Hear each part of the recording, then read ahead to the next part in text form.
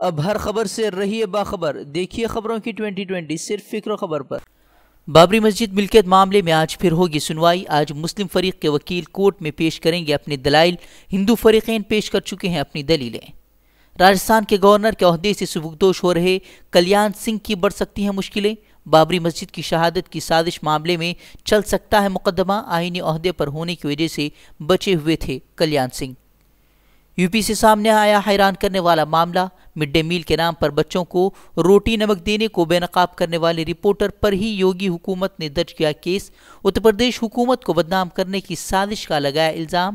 دوپہر کے کھانے میں روٹی نمک کھاتے بچوں کی ویڈیو سوشل میڈیا پر کچھ دنوں قبل ہوئی تھی خوب وائرل۔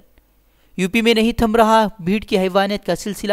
امیٹھی میں مزدوروں کے گروہ کے لوگوں نے لاٹھی ڈنڈوں سے کی بری طرح پٹائی، ایک مزدور کی موت، دیگر 3 زخمی، 2 کی حالت بنی ہوئی ہے سنگین۔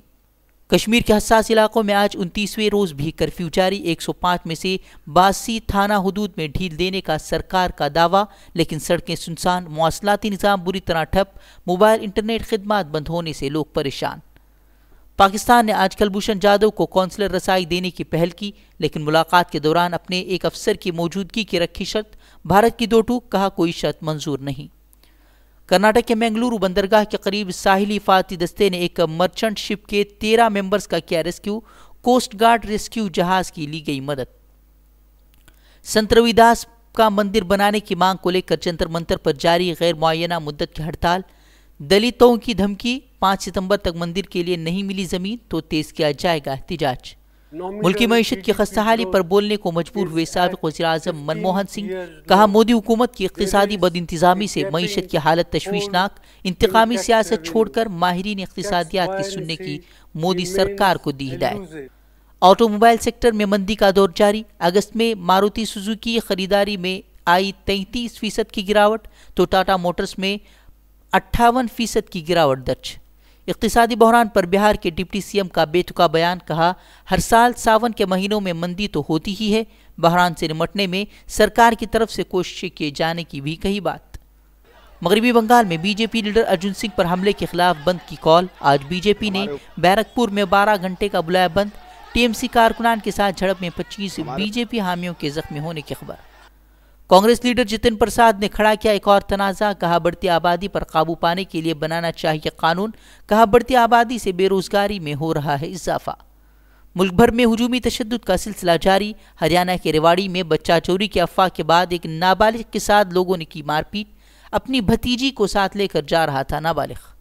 پاکستان میں سکھ لڑکی کے تبدیل مذہب اور جبرن شادی معاملے کو لے کر دہلی میں سکھوں کا احتجاج، پاکستان میں اقلیتوں کو نشانہ بنائے جانے کی کہی بات، ملکی اور بین الاقوامی سطح پر معاملہ اٹھانے کی کہی بات۔ پاکستان کے مطابق لڑکی نے اپنی مرضی سے قبول کیا تھا اسلام۔ کرناٹک میں اگلے 4 ماہ میں ہو سکتے ہیں وسط مدتی انتخابات، کانگریس لیڈر سدارمیا نے کارکنوں کو تیار رہنے کی دی ہدایت، کہا موجودہ سیاسی حالات میں زیادہ نہیں ٹک پائے گی یڈیورپا سرکار۔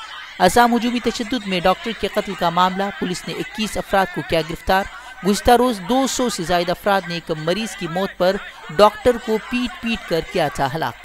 ختم ہوتی نظر نہیں آ رہی چین اور امریکہ کے درمیان جاری ٹریڈ وار، ٹرمپ نے پھر سے چینی اشیاء پر 15% محصولات عائد کرنے کا اعلان کیا، ٹریڈ وار سے امریکیوں کو بھی ہو رہی ہے سخت پریشانی۔ سمندری طاقتور طوفان ڈورین آج فلوریڈا سے ٹکرائے گا، کئی ریاستوں میں ایمرجنسی نافذ، ملحقہ علاقوں سے لوگوں کی نقل مکانی۔ سعودی اتحادی طیاروں کی یمن میں حراستی مرکز پر بمباری، ہلاکتوں کی تعداد 100 کے پار، 40 زخمی، حراستی مرکز میں 170 قیدی موجود تھے۔ سعودی اتحاد نے کہا حوثی ڈرون اور میزائل بنانے والے اڈے کو بنایا گیا تھا نشانہ۔